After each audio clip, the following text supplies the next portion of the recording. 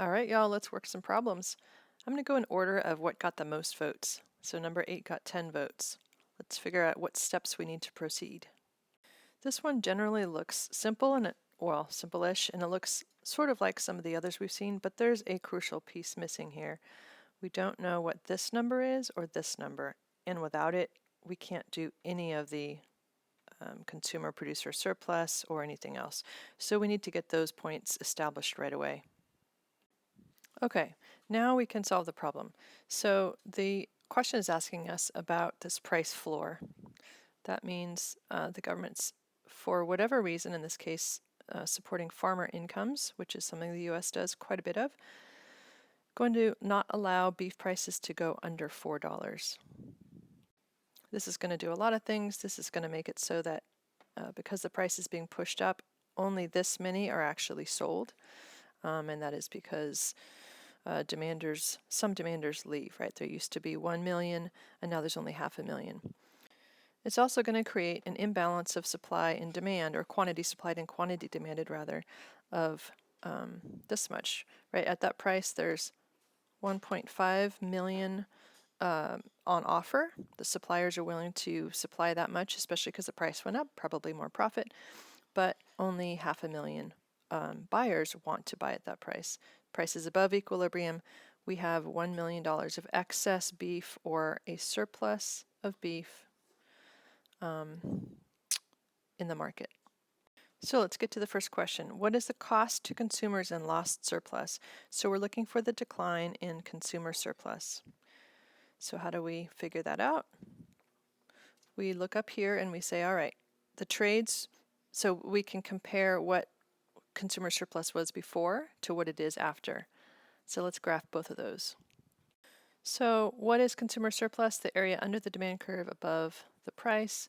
So this area here.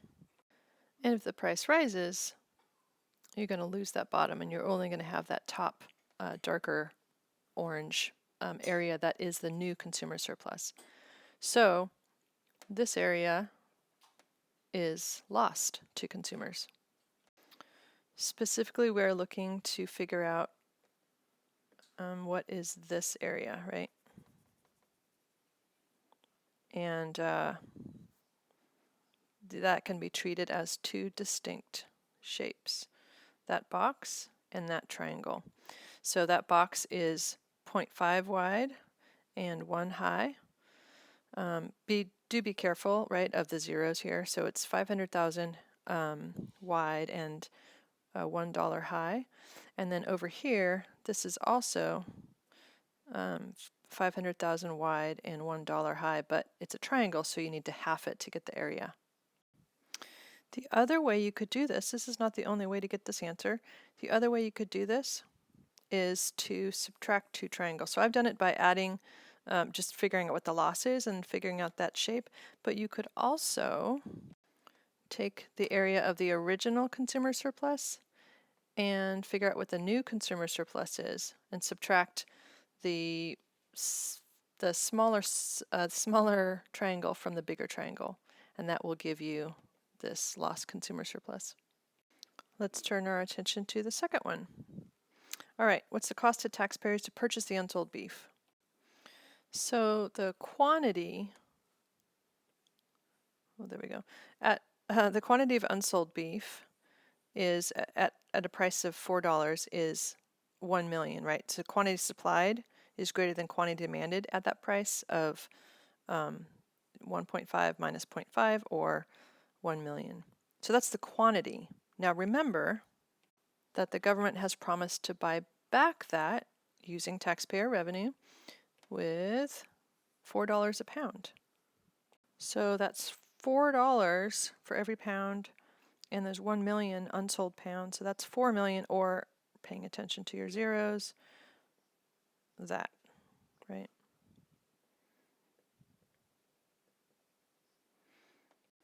Now we turn our attention to C. How much do producers gain in surplus? Just as a reminder, producer surplus is the area above the supply curve below the price.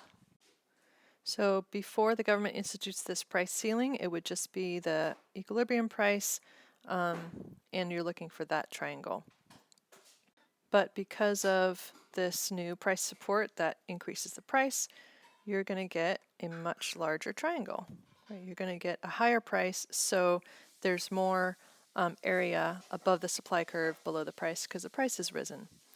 And producer surplus intuitively is kind of just like the the inverse of consumer surplus. Consumer surplus is when consumers are willing to pay more than they actually have to. At most sales, suppliers are willing to accept less than they have to.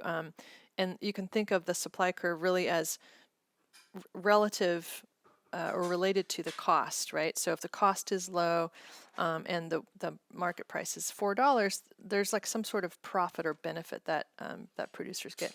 So this whole, every time there's a difference between the supply curve, which has a lot of cost information in it, and the actual price, you're going to get this sort of what we call producer surplus. Okay, so again, we're being asked for just the change. So we're looking for this area here, the increase in producer surplus. And where that is on our original graph is that gray area. And surprise, surprise, there's multiple ways to skin this cat. Ooh, that's a gross saying. You can think about it, and the way I like to think about it is these two shapes, right? A plus B, or this square plus this triangle. And the square is 1 million, or $1 high and $1 million wide, plus the triangle, which is $1 high and $500,000 wide. And to get that area, we divide by 2. And so you're getting the increase in producer surplus, if you go with this route, is 1.25 million.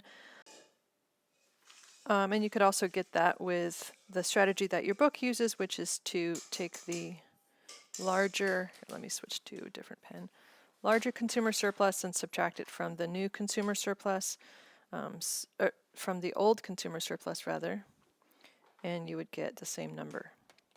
So we have 3 distinct parts. There's the loss to consumer surplus, there's the gain to producers, and then there's the cost to taxpayers. Here's our loss to consumer surplus, here's our cost to taxpayers, and here's our increase in producer surplus. So we just need to mesh them all together. The only problem is you want to make sure your sign is right. So the loss to consumer surplus is a negative. The value, the cost to taxpayers is also a negative. It's a loss to society.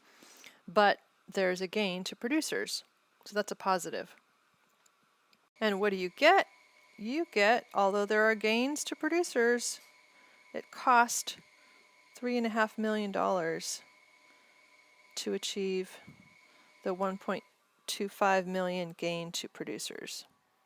At the end of the day, it's much cheaper if you want to help farmers.